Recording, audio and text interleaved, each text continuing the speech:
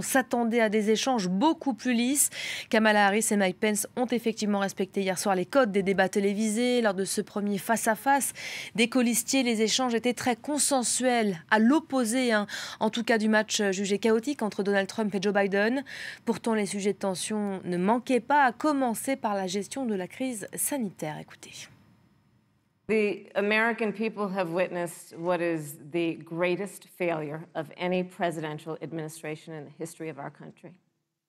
On January 28th, the vice president and the president were informed about the nature of this pandemic. They were informed that it's lethal in consequence. And in spite of all of that, today they still don't have a plan. They still don't have a plan. Well, Joe Biden does.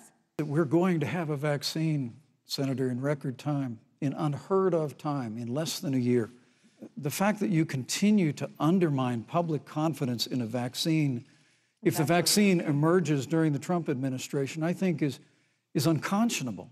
And Senator, I just ask you, stop playing politics with people's lives.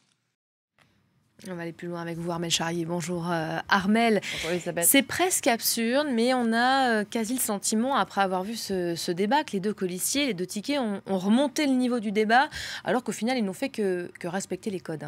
Oui, c'est pas absurde, Elisabeth. C'est juste qu'on est dans une campagne présidentielle américaine tellement atypique que du coup, maintenant, la normalité nous semble être l'exception. Et finalement, ce débat, c'était ça. Surtout qu'en plus, ils ont tenu leur rôle et l'un et l'autre.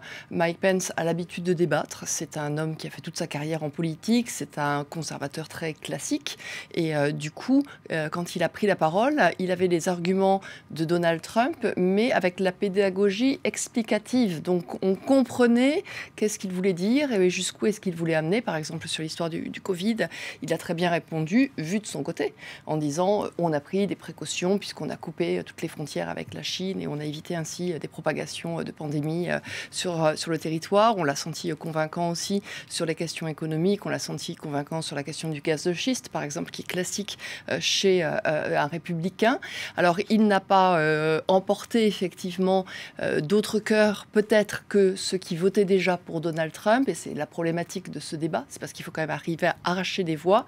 Et que comme Donald Trump est en train de baisser dans les sondages, on en attendait beaucoup.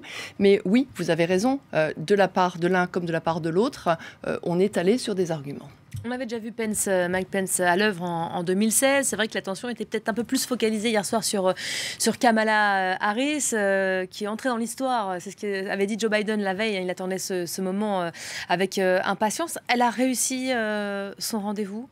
Compte tenu de tout ce qu'elle portait sur les épaules, oui, elle a réussi son rendez-vous. Parce que c'est vrai qu'elle est projetée dans l'arène politique. Alors, c'est une femme politique. C'est une femme qui a habitué maintenant à avoir des marchepieds et à être la première femme sénatrice noire, elle est première procureure noire Californie aussi. Elle a cette capacité effectivement à encaisser cette notoriété, mais c'est vrai que sur les épaules, ce qu'elle porte aujourd'hui, c'est la vice-présidence, c'est la présidence après Joe Biden qui a déjà prévenu qu'il ne ferait qu'un mandat. On est effectivement sur quelqu'un qui a été programmé par les démocrates comme étant justement l'oxygène de leur parti.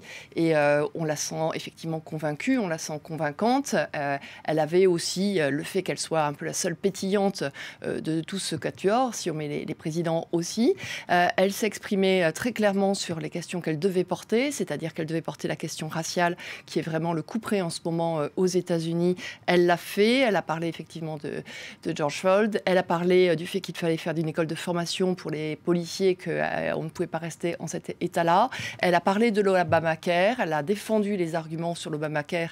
Dans la crise du Covid, c'est devenu indispensable de parler de l'assurance maladie à des Américains qui peuvent tomber malades du jour au lendemain. Et elle a essayé effectivement aussi d'enfoncer des coins. C'est une ancienne procureure, c'est une avocate. Elle a l'habitude de ces débats serrés.